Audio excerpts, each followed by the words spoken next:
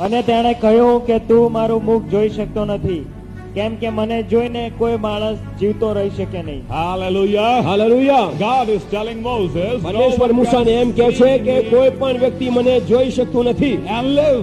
અને જોયા પછી મને કોઈ જીવતું રહી શકતું નથી. Amen. Amen. This was the reply of God to Moses. આ પ્રકારનો જવાબ પરમેશ્વરે મૂસાને આપ્યો હતો.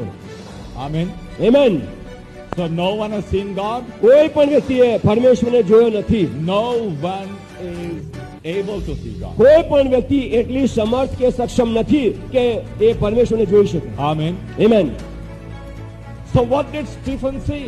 એટલા માટે સ્ટેફને શું જોયું? He did not see God. એણે પરમેશ્વરને જોયો નથી. He saw the glory of God. પરમેશ્વરનો મહિમા તેણે જોયો. Amen. Amen. He saw the glory of God. એણે પરમેશ્વરનો મહિમા જોયો. And Jesus Christ standing at the right hand of the glory. અને એ મહિમાને જમણે હાથે પ્રભુ ઈસુ ખ્રિસ્તને ઉભેલો જોયો. What do you mean by standing at the right hand of the glory? પરમેશ્વરના મહિમાને જમણે હાથે ઉભો રહેવું, એનો તમે અર્થ કેવો કરો છો? Does it mean that God has right hand and left hand? એનો મતલબ એમ થયો કે પરમેશ્વરને જમણો હાથ છે અને પરમેશ્વરને ડાબો હાથ છે? Does it mean શું એનો અર્થ એવો થાય છે that his legs are on earth and his seat is up there in heaven? એના પગ એ પૃથ્વીની ઉપર છે અને એની બેઠક એ ત્યાં સ્વર્ગમાં છે? No, my dear friends. મારા God પ્રિય is મિત્રો, trying એવું to- નથી. God is trying to say, પરમેશ્વર એવું કહેવા માટે, એવું સમજાવવા માટે કોશિશ કરે છે I am present everywhere. કે હું સર્વવ્યાપી છું. Amen.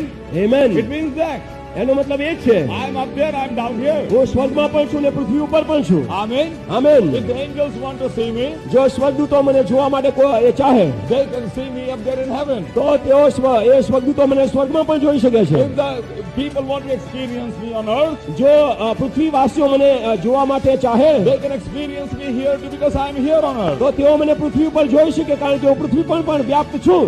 Amen. Amen. This language is figurative language. આ જે ભાષા છે અલંકારિક ભાષા છે. Amen. Amen. When it is written that Jesus was standing at the right hand of the glory, એવું લખવામાં આવ્યું છે કે પ્રભુ ઈસુએ પરમેશ્વરના મહિમાને જમણે હાથે ઉભેલો હતો. it doesn't mean that God has a form and he has the right hand and the left hand. એનો મતલબ એ નહીં કે પરમેશ્વરને કઈ ચોક્કસ રૂપ અથવા ચોક્કસ આકાર હોય અને એનો જમણો હાથ હોય અને એનો ડાબો હાથ હોય. No, but if you study the Bible minutely from the book of Genesis till Revelation, જો તમે ઉત્પત્તિથી માંડીને પ્રગટીકરણના પુસ્તક સુધી ઝીણવટભર્યો અભ્યાસ કરો તો you will come to know that the right hand signifies power, strength. તો તમને ખબર પડશે કે જમણો હાથ એ પરાક્રમને દર્શાવે છે.